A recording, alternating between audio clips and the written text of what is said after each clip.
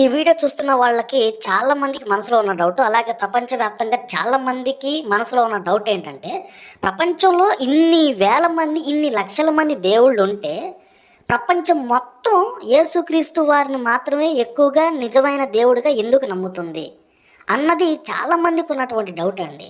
ఆ డౌట్ నేను ఇప్పుడు ఒక క్లారిటీ అనేది ఇస్తున్నాను, చాలా జాగ్రత్తగా వినండి. లక్షల మంది దేవుళ్ళు ఒక సైడు, యేసుక్రీస్తు వారు మాత్రం ఒక సైడ్. ఎందుకంటే ఈ దేవుళ్ళందరూ కూడా తప్పులు చేసిన వాళ్ళండి. మీరు గ్రంథాలు చదవండి. దేవుళ్ళు అనబడిన వాళ్ళందరూ కూడా ఏదో ఒక తప్పు చేస్తే యేసుక్రీస్తు వారి మీద తప్పు మోపడానికి ఒక్కటి కూడా ఉండదండి. మీరు కావాలంటే గ్రంథాలు చదవండి.